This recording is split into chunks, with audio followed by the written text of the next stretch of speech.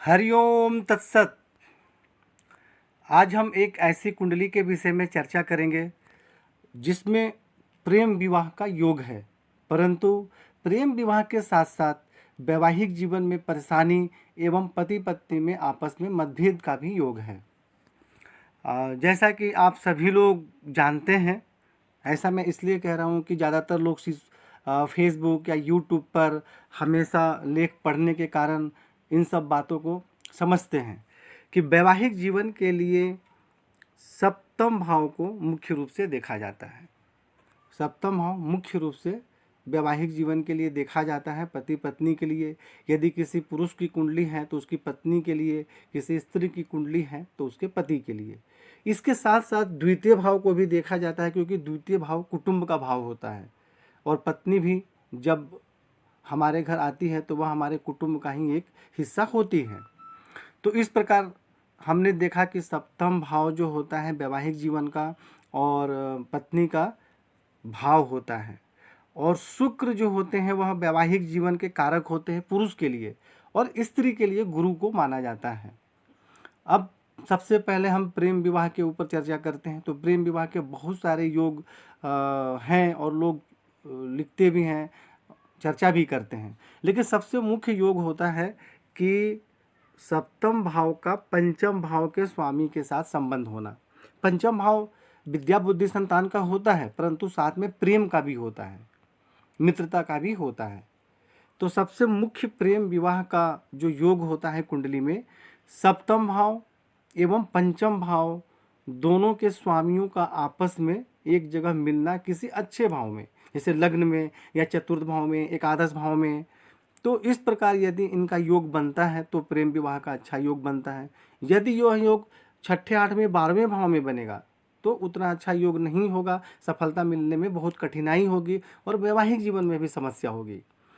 और दूसरा यह भी योग बनता है कि पंचमेश एवं सप्तमेश का राशि परिवर्तन हो जाए, जैसा कि इस कुंडली में हो रहा है। इस कुंडली में पंचम भाव का स्वामी बुध सप्तम भाव में विराजमान हो गए और सप्तम भाव के स्वामी मंगल पंचम भाव में विराजमान हो गए, यानी दोनों का राशि परिवर्तन हो गया। तो यह प्रेम विवाह का सबसे अच्छा योग बन गया। और यदि सप्तम भाव में या सप्तमेश के साथ शुक्र भी विराजमान हो जाते हैं तब भी प्रेम विवाह का योग बनता है। कई कुंडलियों में ऐसा देखा गया कि सप्तम भाव के स्वामी सप्तम भाव में विराजमान होते हैं तब भी प्रेम विवाह का योग बन जाता है। तो हमने यहाँ क्या देखा कि सप्तम भाव का स्वामी पंचम भाव में, पंचम भाव के स्वामी सप्तम भाव में आ गए, तो यह राशि परिवर्तन हो गया, यह एक प्रेम विवाह का योग हो गया। जैसे योग में प्रेम विवाह ना भी हो, अगर सामान्य विवाह भी होता है तो ऐसे ही योग में पति पत्नी में बहुत अच्छा संबंध रहता है, आपस में प्रेम रहता है। अब परंतु हम इसमें दूसरे तरीके से देखते हैं कि समस्या क्यों हुई, क्योंकि कुंडली में सिर्फ ये दो ग्रह तो है नहीं, 9 ग्रह हैं और 9 ग्रहों के फलादेश के बाद ही आखिरी निर्णय लिया जाता है।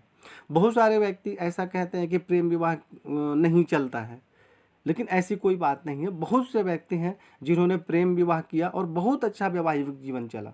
मेन प्रॉब्लम क्या है कि प्रेम विवाह का योग है परंतु साथ में परेशानी के भी योग हैं, तब जाकर प्रेम विवाह होने के बाद भी मतभेद हो जाता है।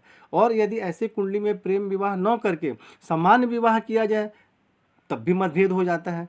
भाई जो आदमी प्रेम विवाह नहीं करते उनके भी मैरिज लाइफ में प्रॉब्लम होती है। तो हमने यहाँ पहले देखा कि वैवाहिक प्रेम विवाह का योग क्यों था। अब हम यहाँ देखते हैं कि वैवाहिक जीवन में परेशानी का योग क्यों है। सबसे पहली बात तो यहाँ राहु विराजमान है और वह भी वृश्चिक राशि में। यदि राहु बुध की राशि में विराजमान होते तो प्रॉब्लम नहीं होता, लेकिन षष्ठम भाव में राहु विराजमान है और इस पर केतु की दृष्टि देख भी यहाँ पर है सप्तम भाव में। तो ये वैवाहिक जीवन में सबसे ज़्यादा परेशानी का योग हो गया। ऐसे योग में विवाह में बहुत ज़्यादा विलंब भी हो जाता है, कई बार तो 30-32 वर्ष के बाद भी विवाह होता है, क्योंकि राहु बहुत ज़्यादा विलंब से विवाह का योग बनाते हैं। अब सप्तम भाव में राहु विराजमान है, केतु की दृष्टि है, तो सप्तम भाव तो पीड़ित हो ही गया। केतु यहाँ मंगल को भी देख रहा है पंचम भाव में, सप्तम भाव के स्वामी को, तो यह भी वैवाहिक जीवन में समस्या का योग है।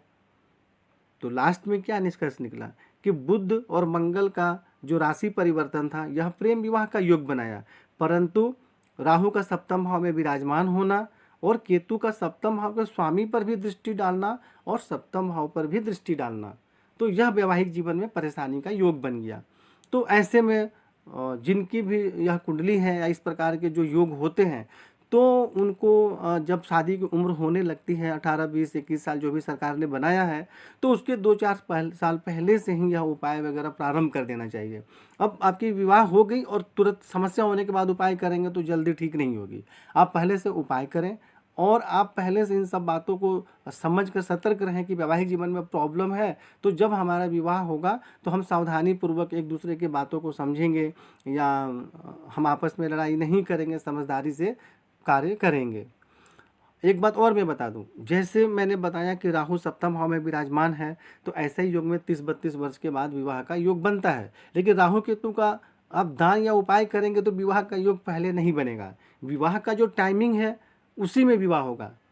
और मैंने इससे संबंधित हस्तरेखा से कैसे बिल्कुल सटीक आप विवाह की आयु देख सकते हैं, वह मैंने पोस्ट कर चुका। लेकिन राहु केतु का उपाय करने से जो वैवाहिक जीवन में प्रॉब्लम होगा, जो मतभेद का योग होगा, वह बिल्कुल कम हो जाएगा। तो इस प्रकार आप कुंडली देख कर या समझ कर आप सावधानी पूर्वक अपने जीवन में आगे बढ़ सकते हैं। हरिओम तत्सत।